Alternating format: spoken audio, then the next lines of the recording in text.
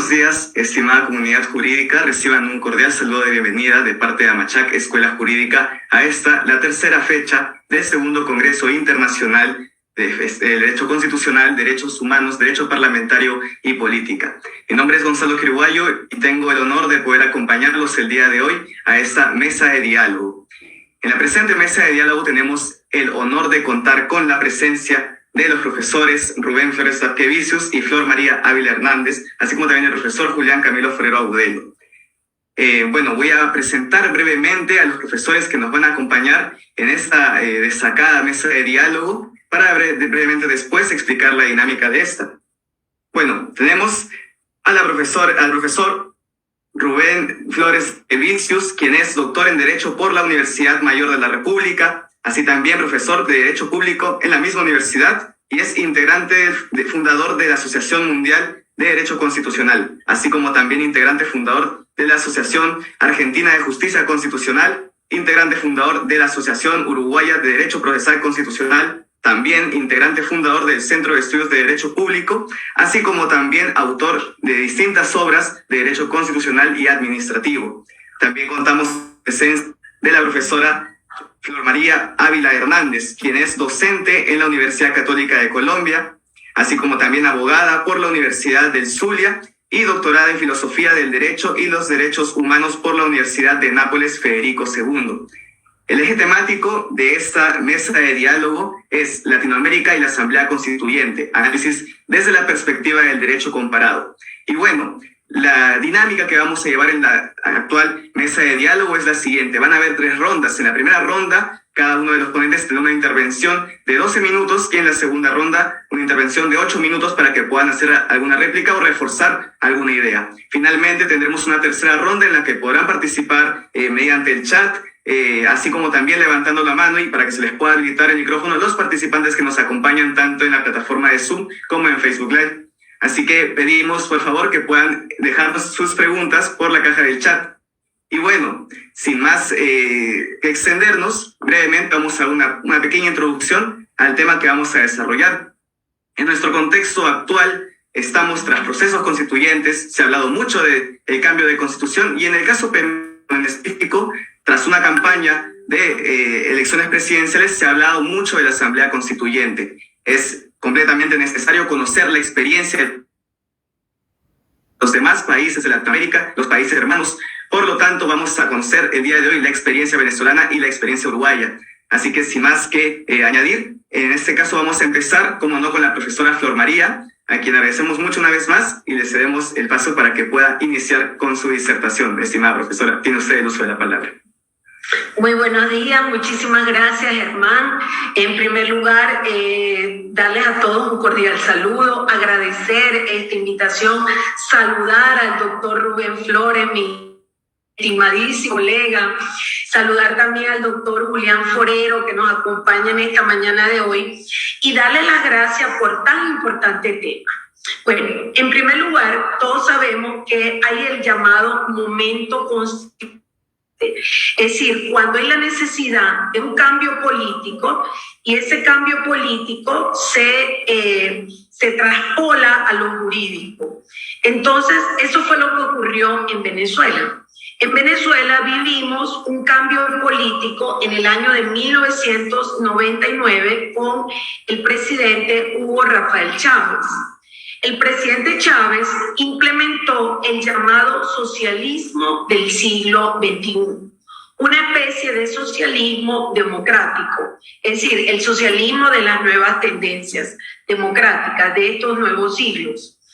Y para ello necesitó un cambio de la Constitución venezolana. Nuestra Constitución venezolana era del 41. Era una constitución muy estable, era una constitución bastante estable y se produjo, del 61, y se produjo después de varios movimientos constituyentes del 47 y luego hubo otro movimiento en el 61 y tuvimos nuestra constitución. Era una constitución donde se consagraba el Estado social democrático de derecho. Pero prácticamente esta nueva visión del Estado habilitó un nuevo paradigma jurídico. Y para ello el presidente Chávez ya tenía el proyecto de constitución.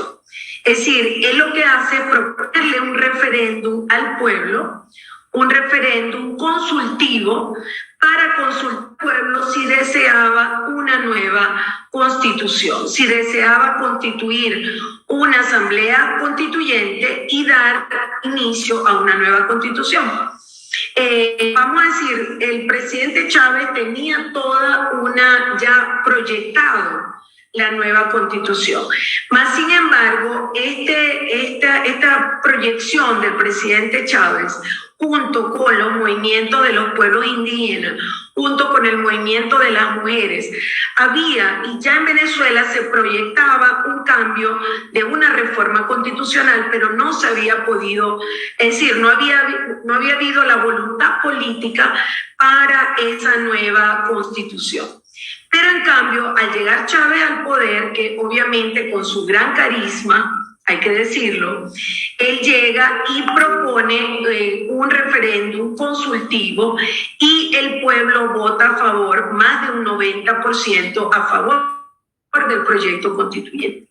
Entonces, la asamblea se instala en abril de 1999, estuvo conformada por 131 diputados, asambleístas constituyentes, y podemos decir que el 95% a través de un sistema proporcional de votación que se implementó, el 95% de los asambleístas eran del partido oficialista de Chávez.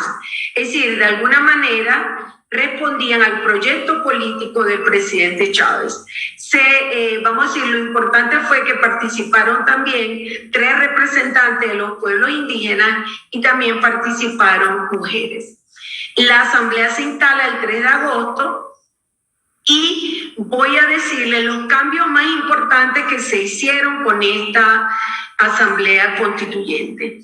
En primer lugar, se elimina el Senado. Venezuela era de tradición federal, de un Estado federal, y obviamente ustedes saben que todo Estado federal necesita un Senado.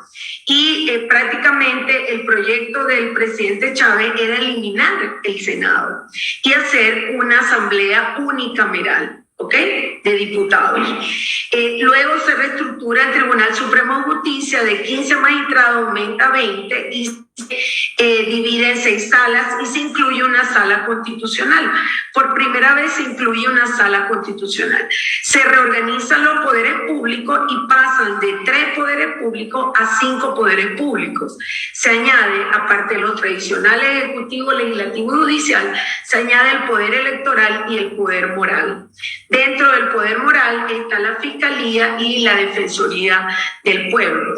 Se introduce el referéndum revocatorio de mandato. Esto es muy interesante, por cuanto en Venezuela no existía referéndum revocatorio para los funcionarios públicos electos por cargo popular.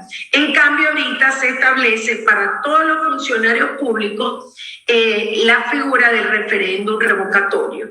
Entonces, para todos los cargos de elección popular. Entonces, también se regula el proceso de reforma constitucional. Es decir, la constitución anterior del 61 establecía solo el procedimiento de reforma y de enmienda, pero no establecía un procedimiento de asamblea constituyente. Mientras que con esta reforma, con esta asamblea constituyente, se establece el procedimiento, son 3 artículos en Venezuela, donde se establece que el depositario del poder originario, del poder constituyente, es el pueblo. Y que el pueblo se podrá convocar entonces a una asamblea constituyente para darse una nueva constitución. Luego se crea un procedimiento para las asambleas constituyentes, se cambian los periodos constitucionales, el presidencial aumenta de 5 años, pasamos a 6 años, y luego de gobernadores de 3 años se pasa a 4 años. Bien, se cambia el nombre del país de República Venezolana de Venezuela a República Bolivariana de Venezuela y se dan otros cambios. Se le concede, por ejemplo, derecho a voto a los militares activos. Esto es por primera vez en Venezuela. Y el servicio militar, que era antes obligatorio, pasa a ser voluntario. Y se establece un capítulo de derechos indígenas y de derechos ambientales. ¿Qué es lo relevante de esta asamblea? En primer lugar, fue una asamblea que duró 6 meses, es decir, un tiempo muy corto. Realmente fueron sumamente expeditos y había la necesidad de un cambio constitucional. Pero hay que decirlo también, este cambio constitucional era la medida del proyecto político del presidente Chávez. Hay también que decirlo que hubo una participación del pueblo. La constitución, esta reforma constitucional, vamos a decir, no es reforma, sino esta asamblea constituyente, ¿verdad? Se aprueba con más del 90% de los votos a favor. Y realmente se da un cambio constitucional. Posteriormente, en el año 2017, el presidente Nicolás Maduro establece una Asamblea Nacional Constituyente. Pero esta Asamblea Nacional Constituyente está muy cuestionada en cuanto a su legalidad, por cuanto la convoca el presidente de la República por medio de decreto. ¿Ok?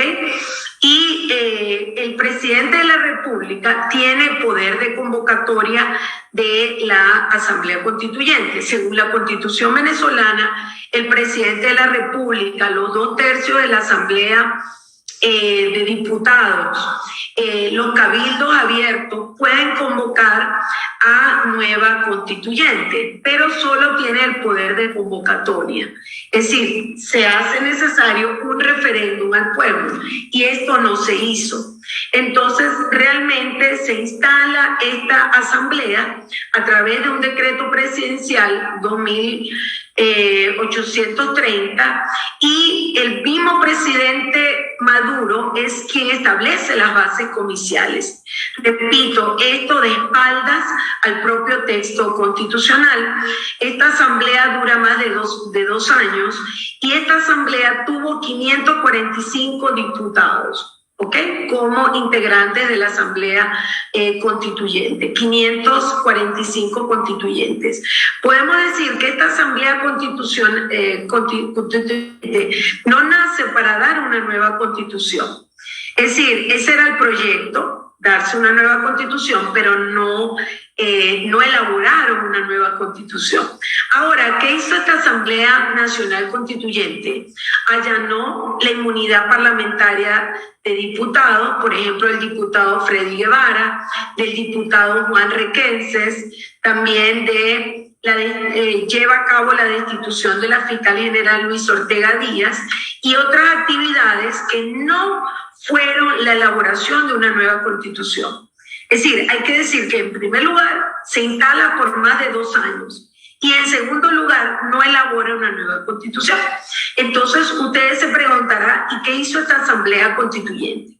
Bueno, dictaminó la ley contra el odio, vamos a decir, a los partidos opositores los inhabilitó, eliminó distritos metropolitanos, hizo una derogación del régimen de ilícitos cambiarios, aprobó el tercer plan socialista de desarrollo económico y social de la nación, aprobó la ley antibloqueo, estableció también la Comisión de la Verdad, Justicia y Reparación de las Víctimas. Entonces podemos ver que prácticamente esta constituyente no logra hacer los fines de una constituyente normal. Es decir, una constituyente normal, regular, es para elaborar una nueva constitución, un nuevo proyecto constitucional. Esta asamblea no hace eso. Por eso le digo a ustedes, estudiantes, fíjense cómo cada país trae sus propias características. Podemos decir que esta asamblea constituyente le da mayor poder al régimen de Nicolás Maduro. Y prácticamente esta fue la intención de esta asamblea constituyente. Entonces podemos decir que hay una gran diferencia entre estas dos constituyentes. La constituyente del 99 sí responde a un nuevo proyecto político, si bien del socialismo del siglo XXI, pero que cuenta con la participación de, vamos a decir, todos los estratos de la sociedad civil. Mientras que la constituyente del 2017 no logra esos objetivos. En su mayoría los constituyentistas fueron oficialistas, es decir, del partido de Nicolás Maduro, y realmente no se logran vamos a decir, los objetivos de una asamblea constituyente. Por eso podemos decir que... ¿Sí? Disculpe, profesora, que le interrumpa. Han culminado sus 12 minutos de su primera intervención. En la segunda ronda podrá reforzar la idea, por favor. Tenemos que continuar. Disculpe. Con el profesor Rubén Flores. Tiene usted el uso de la palabra por 12 minutos, estimado profesor. Muchísimas gracias. Buen día, estimados amigos. Es un gusto estar con ustedes. Como es de estilo, corresponde los agradecimientos, que serán breves.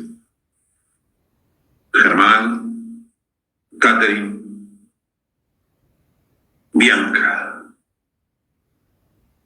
caras visibles en este momento de Amachac, que en lengua propia de nuestra tierra significa abogado. También debo agradecer especialmente allá a mi querida amiga, la doctora Flor, con la cual hemos participado en diversas mesas en Amachac, ya en nuestra casa también. Y agradecerles a ustedes que toman su tiempo y nos los entregan y nos lo entregan para escucharnos. ¿Qué tema el que nos convoca hoy? Yo no voy a hablar de particularidades, en el caso mío voy a tratar de hablar lo menor posible de particularidades, sin perjuicio de ingresar en lo más importante. Siempre digo lo mismo, estamos en una época de absoluto cambio, de una revolución tecnológica. Estamos en la época del legal tech. Estamos en la época del e-voting, o voto electrónico, etc. Y allí debemos ubicarnos. Debemos partir de estas innovaciones que tarde o temprano van a reflejarse tal vez en la Constitución. En el tema, por ejemplo, del voto electrónico, en mi país es necesaria reforma constitucional. Asambleas constituyentes. Perú. Chile. Recientemente acaba de votar una reforma constitucional en forma negativa. Escuchaba que parece que quieren reunirse nuevamente para intentar otra vez otro tipo de reforma. Lo escuché muy brevemente en la radio, así que no puedo opinar sobre ello. El tema de la Asamblea Nacional Constituyente hace relación a la reforma constitucional, a los diversos procedimientos de la reforma constitucional. Yo por eso les hablaba de la realidad, como decía mi querida amiga Flor. La Constitución y el derecho viene a regular generalmente un paso atrás, desde atrás, una realidad que se está dando, que ya existe. Coronavirus, teletrabajo. Teletrabajo ya existía, pero El coronavirus obligó, por ejemplo, a mi país al dictado de una ley sobre el teletrabajo. El tema del poder constituyente es un tema que nace con el abate Sieyès, como ustedes recordarán. En el proceso revolucionario francés, él publica una obra que se llama ¿Qué es el tercer Estado? Y desde allí comienza a distinguirse la función legislativa, crear normas legislativas, de la función constituyente, crear normas constitucionales, que según el principio de jerarquía formal de las fuentes, que vulgarmente conocemos como la pirámide de Kelsen, la Constitución está un paso arriba. Y allí nacen todos estos temas que tienen que ver con la elaboración de constituciones. ¿Qué significa todo esto? Además, yo les hablaba del voto electrónico, del gobierno abierto. Cada vez más los gobiernos son abiertos, lo que no significa quitar responsabilidad a quien tiene responsabilidad. Se elige a un presidente para que gobierne, pero ello no significa que no se consulte a la ciudadanía. Palabra base, fundamental: participación. La participación, por ejemplo, que se ha dado en Venezuela, según mencionaba mi querida amiga, con el referéndum consultivo. En Uruguay no existe referéndum consultivo. Es una muy buena herramienta, creo.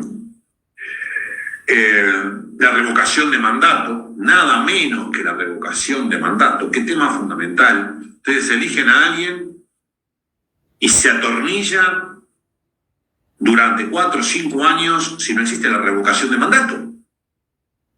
Se atornilla. Salvo que, que cometa un delito y que haya un desafuero, un juicio político. Participación del pueblo. Esta función constituyente es fundamental para la democracia, para el Estado de Derecho. Supone la existencia de partidos políticos. La participación, además, hace que la élite política tenga menos poder. Ustedes saben que existe una élite política. Ustedes saben que en los diversos países, por lo menos en los países más al sur, existen familias que gobiernan. Gobernó el padre, gobernó el abuelo, el hijo y el sobrino. Bueno, en Estados Unidos también han existido familias de ese estilo, por ejemplo, Bush, etc. La participación. Tema fundamental en las asambleas constituyentes o en los procedimientos de reforma constitucional. Distinción entre soberanía nacional y soberanía popular. Soberanía nacional y soberanía popular. ¿Qué tema? La soberanía, los que entienden que la soberanía popular es valedera, permiten la reforma de la Constitución de cualquier manera. No es necesario seguir un procedimiento para reformar la Constitución. El pueblo todo lo puede. Sin embargo, nuestras constituciones establecen el principio de soberanía nacional, que radica en la nación. Es decir, para reformar la Constitución hay que seguir determinados procedimientos establecidos en la Constitución. Ello es la hoja de la Constitución. Después, en la realidad puede ser diferente si existe, por ejemplo, una revolución. Eso es muy claro. Debemos distinguir la hoja fría de la Constitución de la realidad. Una revolución tira por debajo toda esta teoría de la soberanía nacional y soberanía popular. En Uruguay existen diversos procedimientos para la reforma constitucional. Querido Germán, ¿a qué hora tengo que terminar? Aún le quedan 3 minutos, profesor. Avísame antes, no me cortes. Con el mayor respeto lo digo. Voy a levantar la mano, profesor. Ahí está. Existen 5 procedimientos para la reforma constitucional. Una de ellas es la Asamblea Nacional Constituyente. Pero la primera es la iniciativa popular, es decir, un 10% del pueblo, de los ciudadanos, más que del pueblo, del cuerpo electoral, puede presentar un proyecto articulado, es decir, artículos, para la reforma. Luego viene un proyecto alternativo que pueden presentar los legisladores, la Asamblea Nacional Constituyente, y lo que se llaman las leyes constitucionales, que no son leyes. Así que estamos hablando de 4 procedimientos, hoy hablé de 5. Y está bien, porque además está la iniciativa legislativa. Esos son los procedimientos para la reforma constitucional en Uruguay, artículo 331 de la Constitución. Muchas gracias. Muchas gracias, estimado profesor.